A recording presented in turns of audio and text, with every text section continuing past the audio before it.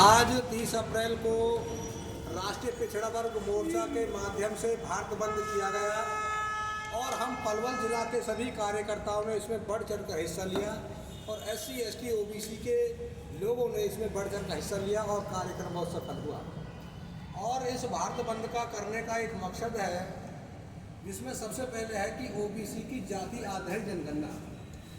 साथियों, इस देश में पशु पक्षी जानवरों की गिनती होती है और आज के दैनिक जागरण अखबार में भी ये खबर आई है कि इस देश में 2 करोड़ से ज़्यादा कुत्ते हैं, जिसमें से 1 करोड़ 53 लाख कुत्ते आवारा कुत्ते हैं।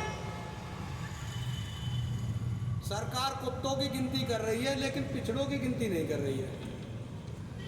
तो ये OBC के लोगों के साथ सबसे बड़ा विश्वासघात है। माननीय नरेंद्र मोदी जी अपने आप को OBC बता कर के सत्ता में आए और OBC के लोगों ने भावनाओं में बहकर और उनसे ये उम्मीद थी कि भाई ये OBC का व्यक्ति है। और अभी तक जो कांग्रेस ने हमारे जन कल्याण के लिए जो विकास कार्य नहीं किए हैं, अब हम अपने OBC के कैंडिडेट को हम प्रधानमंत्री बनाएंगे और ये हमारे लिए कुछ अच्छा करेगा। तो इस इच्छा से उन्होंने ये इस उद्देश्य से वोट दी। लेकिन नरेंद्र मोदी सरकार OBC की गिनती नहीं कर रही है और जब तक OBC की गिनती नहीं होगी तो सरकार को ना तो इनके लिए कोई बजट बनाना पड़ेगा, ना कोई जन कल्याणकारी योजना बनानी पड़ेगी, ना इनके लिए कोई शिक्षा की, चिकित्सा की, नौकरी की कोई व्यवस्था करनी पड़ेगी। तो ये नरेंद्र मोदी सरकार में ये OBC के सबसे बड़ा विश्वासघात हो रहा है, जिसका हम विरोध करते हैं।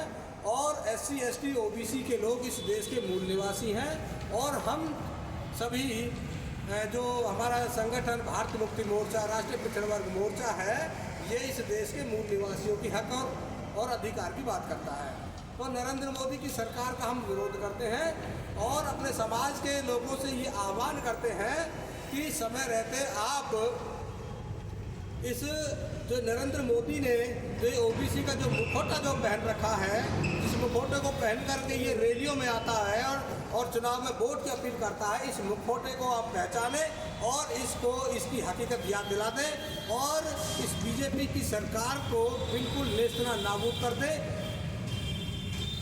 भविष्य में कभी भी BJP की सरकार अर्थात ब्राह्मणों की सरकार, जो सरकारें जाति आधारित भेदभाव करती हैं, जो इस देश के लोगों को गुलाम बना करके रखना चाहती हैं, उनको आप पहचानें और उनको कभी भी आप सत्ता में न आने दें। और इस देश के जो मूल निवासी लोग हैं उन्हीं लोगों को आप सत्ता में बिठाएं और वही आपके लिए जन कल्याणकारी कार्य कर सकते हैं। दूसरा विषय है कि लॉकडाउन में नरेंद्र मोदी सरकार ने श्रम कानूनों में बदलाव किया और जहां 8 घंटे कार्य करता था मजदूर, अब उससे 12 घंटे काम लिया जाएगा। ये मजदूरों के साथ बहुत बड़ा विश्वासघात है। इस देश में जो लोग मजदूर हैं वो SC ST और OBC के लोग हैं। वो ही फैक्ट्री में काम करते हैं, वो माल गोदामों में काम करते हैं और वही मजदूरी का काम करते हैं। तो इन लोगों का ये शोषण करने का ये कानून बनाया है, हम इसका विरोध करते हैं और इसको पुनः 8 घंटे का किया जाए और सप्ताह में 1 छुट्टी रखी जाए, जैसा कि पहले रहती थी, ऐसा हो। तो इसके लिए भी हम ये मांग करते हैं। और साथियों, संविधान की रक्षा के लिए हम अपने जो भी साथी मेरी इस वीडियो को सुने उनसे मैं ये अपील करता हूँ कि संविधान की रक्षा के लिए हम सभी सचेत हो जाए। जब तक संविधान है तब तक हम हैं और हमारी नस्लें रहेंगी। अगर संविधान ना रहेगा तो ना हम रहेंगे, ना हमारी नस्लें कोई सम्मानजनक जीवन वो यापन कर पाएंगी।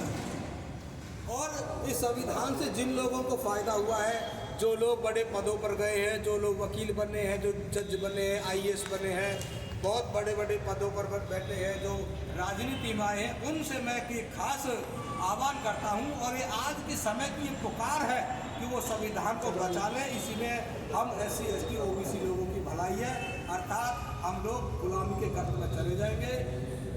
आप सभी को जय भीम, जय भूमि।